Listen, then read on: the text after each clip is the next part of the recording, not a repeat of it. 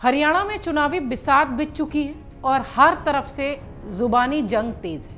हर party की अपनी तैयारी है, हर पार्टी के अपने दिग्गज हैं। इन दिग्गजों की सियासत में बने रहने और सियासत में वापसी के लिए जो दावपेच होते हैं वो ही सुर्खियां बनते हैं। नमस्कार, स्वागत आप सभी का। आप देख रहे हैं हमारा खास कार्यक्रम वोट के वास्ते नेताजी के रास्ते। हरियाणा में विधानसभा चुनाव में बहुत कम वक्त बचा है। ऐसे में दिग्गजों की जो जुबानी जंग है वो तो देखने को मिल ही रही है, साथ ही पार्टियों के दिग्गज भी अपनी तैयारियों से वोट बैंक कैसे मजबूत करें और कैसे सियासत में अपने आप को बरकरार रखें, इन सब पर फोकस करते हुए दिखाई पड़ रहे हैं, काम करते हुए दिखाई पड़ रहे हैं। आज हम चर्चा कर रहे हैं पूर्व डिप्टी सीएम और जेजेपी के कद्दावर नेता दुष्यंत चौटाला की। दुष्यंत चौटाला एक बड़ा खुलासा करते दिखाई पड़े हाल के दिनों में, जिसकी वजह से वो खूब चर्चा में भी रहे।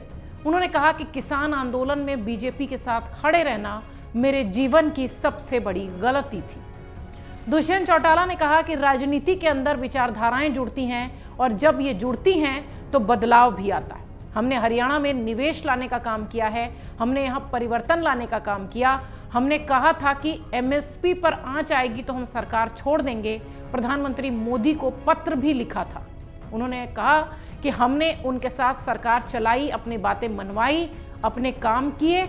जब आगे चुनाव लड़ने की सहमति नहीं बनी तो दोनों ने रास्ते अलग कर लिए।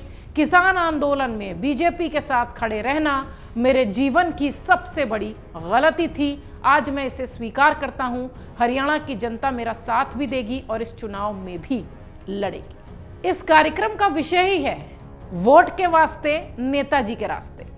दुष्यंत चौटाला के रास्ते भी कुछ ऐसे ही बदले दिखाई पड़ रहे हैं। वोटर्स को लुभाने के लिए किसानों के स्टैंड पर बीजेपी के साथ खड़े रहने को लेकर वो अपनी गलती बता रहे हैं, जिसको लेकर वो खूब चर्चा में भी हैं, सुर्खियों में भी हैं।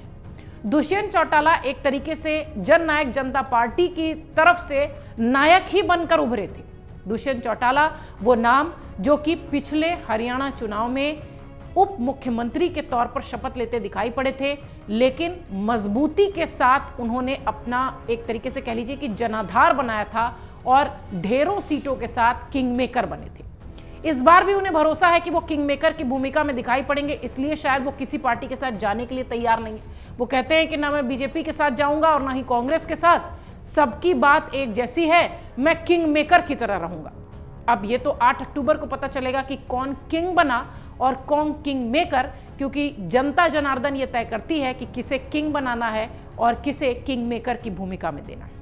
बात दुष्यंत चौटाला की करें तो पूर्व सांसद और देवीलाल के परपोते दुष्यंत चौटाला नई नवेली जननायक जनता पार्टी के प्रमुख हैं। चुनावी दंगल में हरियाणा के उतरे हुए हैं और पिछले लोकसभा चुनाव में मजबूती के साथ लड़े थे और चुनावी दंगल में बड़े बड़े दलों के पसीने छुड़ा दिए थे। 9 दिसंबर 2018 को अस्तित्व में आई जेजेपी 1 साल के भीतर ही प्रदेश में छुपी रुस्तम साबित हुई थी।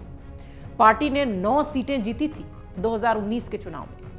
एक पर बढ़त बनाते हुए बड़ा वोट बैंक हथियाया था और यह सब कुछ हो पाया था दुष्यंत चौटाला की वजह से। दुष्यंत चौटाला के बारे में आपको सब कुछ बताते हैं और इस वक्त वो सुर्खियों में क्यों हैं वो भी बताते हैं। 2014 में दुष्यंत चौटाला 26 साल की उम्र में देश के सबसे कम उम्र के सांसद बने, रिकॉर्ड बनाए। चौधरी भजनलाल के गढ़ रहे हिसार में बेहद कड़े मुकाबले में 4,95,000 वोट लेकर वो चुनाव जीते थे। हरियाणा के इतिहास के हिसाब से संसद में सबसे ज्यादा सवाल पूछे और सर्वाधिक चर्चाओं में उन्होंने हिस्सा लिया था। सांसद बनने के बाद उन्होंने मास्टर्स में कानूनी पढ़ाई पढ़ी और मास कम्युनिकेशन की डिग्रियां भी हासिल की। हिसार लोकसभा क्षेत्र में एमपी लैड का 100% से ज्यादा उन्होंने इस्तेमाल किया। देश का जिला स्तर का पहला पासपोर्ट सेवा केंद्र हिसार में उन्होंने खुलवाया। दर्जनों महत्वपूर्ण काम हिसार में हुए। ट्रैक्टर को कमर्शियल घोषित होने से बचाने के लिए ट्रैक्टर पर संसद गए। सरकार को फैसला वापस लेने पर उन्होंने मजबूर किया।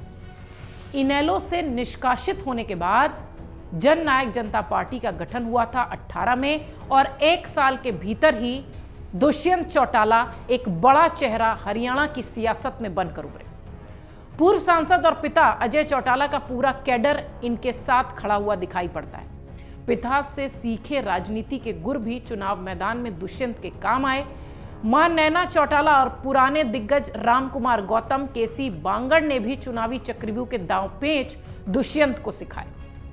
दुष्यंत 2018 से 19 तक का सफर बहुत जल्दी तय करते दिखाई पड़े। पहले जिंद का उपचुनाव लड़ा, उसके बाद लोकसभा चुनाव और अब विधानसभा चुनाव में पूरी 90 सीटों पर उन्होंने अपने उम्मीदवार उतारे थे। यह साल था 2019। जेजेपी के लिए जिंद उपचुनाव और लोकसभा चुनाव नतीजे भले ही सुखद न रहे हों, लेकिन पार्टी को चुनावी राजनीति का अनुभव जरूर हुआ। जिंद और लोकसभा चुनाव जेजेपी और आम आदमी पार्टी ने मिलकर लड़ा था। जिंद उपचुनाव में पार्टी प्रत्याशी दिग्विजय सिंह चौटाला दूसरे नंबर पर रहे। वहीं लोकसभा चुनाव में गठबंधन ने इनेलो से अच्छा प्रदर्शन किया। कांग्रेस के बागी और पूर्व प्रदेश अध्यक्ष डॉक्टर अशोक तंवर जेजेपी के साथ तो नहीं आए, मतलब औपचारिक उन्होंने सदस्यता तो नहीं ली, पर विधानसभा चुनाव के लिए दुष्यंत चौटाला और उनके मजबूत प्रत्याशियों का समर्थन जरूर किया। कांग्रेस छोड़ने के बाद तंवर के तेवर पुरानी पार्टी के नेताओं के प्रति तल्ख दिखाई पड़े। वो पूर्व सीएम भूपेंद्र सिंह हुड्डा और राज्य प्रभारी गुलाम नबी आजाद को मात देने के लिए सिर पर कफन बांधकर निकल चुके थे। उन्होंने पूरे प्रदेश का दौरा कर जगह जगह कांग्रेस उम्मीदवारों का विरोध किया। कुछ हलकों में तंवर का अपना कैडर रहा। सिरसा में जेजेपी को इसका फायदा मिला। 2019 में ऐसे ही जेजेपी मजबूत नहीं हुई। दुष्यंत चौटाला ऐसे ही विनर बन के नहीं उतरे। तंवर ने बहुत मदद की। दुष्यंत और दिग्विजय चौटाला की जोड़ी युवाओं में काफी लोकप्रिय रही है। इनेलो और चौटाला परिवार के एकजुट होने के समय दोनों भाई पार्टी के युवा किंग और एक तरीके से कह लीजिए कि पूरी तरह से पार्टी का कामकाज देखने वाले बन गए। इनेलो के जरिए दिग्विजय चौटाला ने युवा वर्ग में अच्छी पैठ बनाई। कॉलेजेस, यूनिवर्सिटीज, छात्र संघ के चुनाव शुरू कराने के लिए लंबे आंदोलन में युवाओं में उनकी पकड़ बनी हुई है। दुष्यंत युवा इनेलो के चलते युवाओं की पहली पसंद भी बने। जेजेपी के गठन के बाद दोनों भाइयों ने युवाओं से अपना नाता तोड़ा नहीं, बल्कि और मजबूत किया। इनेलो को अजय चौटाला ने स्थापित किया था, इसलिए उसकी कमान आज भी दिग्विजय के ही हाथ में है। बीते कुछ सालों में अगर देखा जाए तो चौटाला परिवार और इनेलो में दरार दिखाई पड़ी। उसके बाद दुष्यंत चौटाला पीछे नहीं हटे। उन्होंने दिसंबर में पार्टी की स्थापना की और आगे बढ़ते चले गए। जैसा कि हमने शुरुआत में कहा कि 2018 में पार्टी का निर्माण हुआ और 2019 में किंग मेकर की तरह दुष्यंत चौटाला दिखाई पड़े। पार्टी की मुख्य इकाई के साथ हर वर्ग और प्रकोष्ठ में बड़े पैमाने पर उन्होंने नियुक्तियां की। नए पदाधिकारियों से संपर्क कायम किया। फील्ड में जुट जाने के जो जोश था वो अपने लोगों में भरा। उसका परिणाम ये हुआ कि जेजेपी 2019 में अच्छे प्रदर्शन के साथ दिखाई पड़ी। खाप पंचायतों ने परिवार और पार्टी को एकजुट करने की भी कोशिश की, लेकिन अगर देखिए तो लोकसभा चुनाव में इसकी तस्वीर बहुत ज्यादा साफ नहीं दिखाई पड़ी, क्योंकि ये पूरी तरह से बीजेपी से अलग होकर चुनाव लड़ रहे थे। इनेलो का अधिकांश कैडर जेजेपी की तरफ शिफ्ट हुआ। जेजेपी के गठन के बाद से ही इनेलो की राजनीतिक जमीन खिसकती हुई दिखाई पड़ी। पहले जेजेपी ने जिंद उपचुनाव में इनेलो को तगड़ा झटका दिया था। इनेलो उम्मीदवार जमानत बचाते हुए दिखाई पड़े थे और लोकसभा चुनाव में भी इनेलो उम्मीदवारों का प्रदर्शन निराशाजनक रहा। उससे अधिक वोट जेजेपी उम्मीदवार को मिले हैं। विधानसभा चुनाव में इनेलो का अधिकतर कैडर जेजेपी के साथ आ चुका है, तो विधायकों और अनेक गांवों में बीजेपी ने सेंध लगा ली है। इसलिए जेजेपी को लेकर, दुष्यंत चौटाला को लेकर अगर कहा जाए तो इस बार दुष्यंत चौटाला का जो पूरा रोल है हरियाणा चुनाव में वो मजबूती के साथ दिखाई तो पड़ता है, लेकिन बहुत मजबूती के साथ वो नंबर गेम में भी नजर आएंगे ऐसा लगता नहीं। राजनीतिक विश्लेषक कहते हैं कि बीजेपी से साथ छूटने के बाद बहुत ज्यादा मजबूत स्थिति में दुष्यंत चौटाला और जेजेपी नहीं दिखाई पड़ती है। लेकिन हाँ, दुष्यंत चौटाला इसलिए भी सुर्खियों में है क्योंकि किसान आंदोलन को लेकर वो ये बात कहते हुए दिखाई पड़े हैं कि उनकी वो गलती थी कि वो बीजेपी के साथ खड़े थे। दुष्यंत चौटाला एक ऐसा नाम जो हरियाणा की सियासत में 18 से 19 के बीच में खूब सुर्खियों में रहे और उसके बाद लगातार ये चर्चा होती रही कि दुष्यंत चौटाला एक ऐसा नाम है जो कि हरियाणा की सियासत में मजबूत स्थिति में रहेंगे, लंबे रेस का घोड़ा है। लेकिन जिस तरीके से हरियाणा की सियासत में मजबूत पुराने लोग रहे हैं, उनके आगे शायद दुष्यंत चौटाला बहुत उभर नहीं पा रहे हैं फिलहाल, अभी अगर पिछले कुछ दिनों से देखें तो। लेकिन हाँ, दुष्यंत को यह भरोसा है कि जेजेपी बहुत मजबूती के साथ किंग मेकर की भूमिका में दिखाई पड़ेगी। जैसा कि हमने कहा कि 8 अक्टूबर को पता चलेगा दुष्यंत चौटाला के राजनीतिक भविष्य की दिशा किशोर वोटर्स ने की है। अगर आप ये वीडियो YouTube पर देख रहे हैं तो हमारे चैनल को सब्सक्राइब करें और बेल आइकन को दबाना ना भूलें। अगर आप Facebook पर ये वीडियो देख रहे हैं तो हमारे पेज को लाइक करें।